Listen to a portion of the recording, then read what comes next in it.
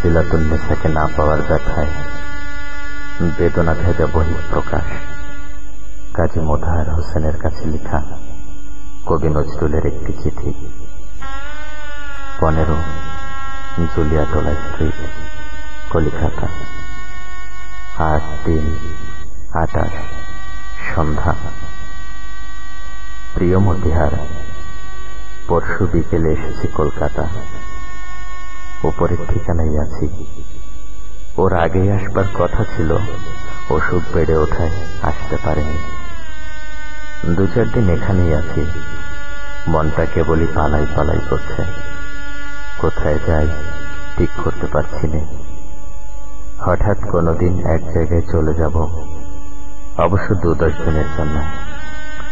যেখানেই যাই আর কেউ না পাক, তুমি খবর পাবে। বন্ধু, তুমি আমার চোখের জলের মতিহার, বাদল রাতের বুকের বন্ধু। যেদিন এই নিষ্ঠুর পৃথিবীর আর সবাই আমায় ভুলে যাবে, সেদিন অন্তত তোমার বুক বিঁধে উঠবে। তোমার ওই ছোট্ট ঘরটিতে শুয়ে, যে ঘরে তুমি আমায় প্রিয়ার মতো জড়িয়ে শুয়েছিলে, অন্তত এইটুকু সান্ত্বনা নিয়ে যেতে পারবো। এই কি কম সৌভাগ্য আমার? কেন এ কথা বলছি শুনবে? বন্ধু আমি পেয়েছি, যার সাক্ষাৎ আমি নিজেই করতে পারবো না। এরা সবাই আমার হাসির বন্ধু, গানের বন্ধু, ফুলের সওদার খরিদ্দার। এরা অনেকেই আমার আত্মীয় হয়ে উঠেছে, প্রিয় হয়ে ওঠেনি কেউই। আমার জীবনের সবচেয়ে করুণ পাতাটির লেখা তোমার কাছে লিখে গেলাম।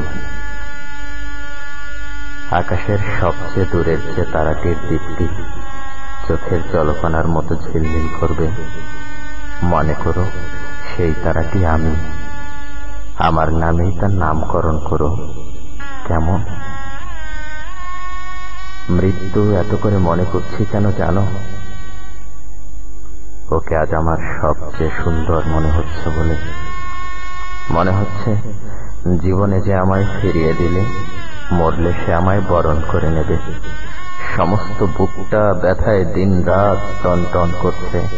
মনে হচ্ছে সমস্ত বুকটা যেন ওইখানে এসে জমাট বেঁধে যাচ্ছে। ওর যদি মুক্তি হয় বেঁচে যাব, কিন্তু কি হবে কে জানে। তোমার চিঠি পেয়ে অবধি কেবল ভাবছি আর ভাবছি। কত কথা, কত কি, তার কি কোল কিনারা আছে।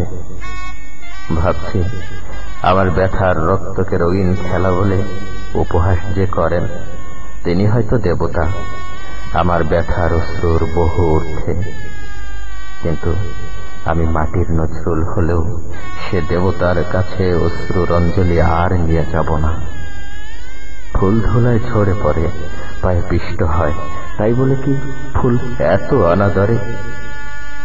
ভুল করে সে ফুল যদি কারোর কপলিতেই খসে পড়ে এবং তিনি যদি সেটাকে উপদ্রব বলে মনে করেন, তাহলে ফুলের পক্ষে প্রায়শ্চিত্ত হচ্ছে এক্ষুনি কারোর পায়ের তলায় পড়ে আত্মহত্যা করা। সুন্দরের অবহেলা আমি সইতে পারি না বন্ধু, তাই এত জ্বালা। ভিক্ষা যদি কেউ তোমার কাছে চাইতেই আসে অদৃষ্টের বিড়ম্বনায়, তাহলে তাকে ভিক্ষা নাই দাও, কুকুর লেলিয়ে দিও না। আঘাত করবার একটা সীমা আছে, সেটাকে অতিক্রম করলে আঘাত অসুন্দর হয়ে আসে, আর তক্ষুনি তার নাম হয় অবমাননা। ছেলেবেলা থেকেই পথে পথে মানুষ আমি। যে স্নেহে, যে প্রেমে বুক ভরে ওঠে কানায় কানায়, তা কখনো কোথাও পাইনি। এবার চিঠির উত্তর দিতে বড্ড দেরি হয়ে গেল। না জানি কত উদ্বিগ্ন হয়েছ। কি করি বন্ধু, শরীরটা এত বেশি বেয়াড়া আর হয়নি কখনো। ওষুধ খেতে প্রবৃত্তি হয় না। আমায় সবচেয়ে অবাক করে নিশুতি রাতের তারা। তুমি হয়তো অবাক হবে, আমি আকাশের প্রায় সব তারাগুলোকে চিনি, তাদের সত্যিকারের নাম জানি নে, কিন্তু তাদের প্রত্যেকের নামকরণ করেছি আমার ইচ্ছে মতো। সেই কত রকম মিষ্টি মিষ্টি নাম, শুনলে তুমি হাসবে। কোন তারা কোন ঋতুতে কোন দিকে উদয় হয় সব বলে দিতে পারি। জেলের ভেতর যখন সলিটারি সেলে বন্ধ ছিলাম, তখন গরমে ঘুম হতো না। সারা রাত জেগে কেবল তারার উদয় অস্ত দেখতাম। তাদের গতিপথে আমার চোখের জল বুলিয়ে দিয়ে বলতাম, বন্ধু, ওগো আমার নাম না জানা বন্ধু, আমার এই চোখের জলের পিচ্ছিল পথটি ধরে তুমি চলে যাও অস্তপারের পানে। আমি শুধু চুপটি করে দেখি। হাতে থাকতো হাত কড়া, দেয়ালের সঙ্গে বাঁধা চোখের জলের রেখা আঁকাই থাকতো মুখে বুকে। আচ্ছা বন্ধু, কপটা রক্ত দিয়ে এক ফোঁটা চোখের জল হয়? তোমাদের বিজ্ঞানী বলতে পারে। এখন শুধু কেবলই জিজ্ঞাসা করতে ইচ্ছে করে, যার উত্তর নেই, মীমাংসা নেই, সেই সব জিজ্ঞাসা। যেদিন আমি ওই দূরের তারার দেশে চলে যাব, সেদিন তাকে বলো এই চিঠি রেখে সে যেন দুফোঁটা অশ্রুর দর্পণ দেয়, শুধু আমার নামে। হয়তো আমি সেদিন খুশিতে উল্কা ফুল হয়ে তার নতুন খোপায় ঝরে পড়ব। তাকে বলো, বন্ধু, তার কাছে আমার আর চাওয়ার কিছুই নেই। আমি পেয়েছি, তাকে পেয়েছি আমার বুকের রক্তে, চোখের জলে। আমি তার উদ্দেশ্যে আমার শান্ত স্নিগ্ধ অন্তরের পরিপূর্ণ চিত্তের একটি সশ্রদ্ধ নমস্কার রেখে গেলাম। আমি যেন শুনতে পাই সে আমার সর্বান্তকরণে ক্ষমা করেছে।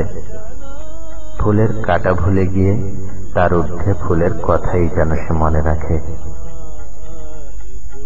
ঘুমিয়ে পড়েছিলাম, স্বপ্ন দেখে জেগে উঠে আবার লিখছি, কিন্তু আর লিখতে পারছি না ভাই। চোখের জল, কলমের কালি দুই শুকিয়ে গেল। তোমরা কেমন আছো জানিও। তার কিছু খবর দাও না কেন? নাকি সেটুকুও মানা করেছে? ঠিক সময় মতো সে ওষুধ খায় তো? কেবলই কিডসকে স্বপ্ন দেখছি, তার পাশে দাঁড়িয়ে আমি ব্রাউন পাথরের মতো।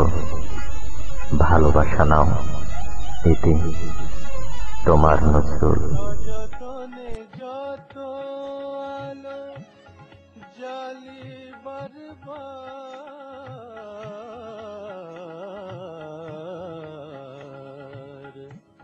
সযতনে যত আলো জালি বারবার নিভে যায়।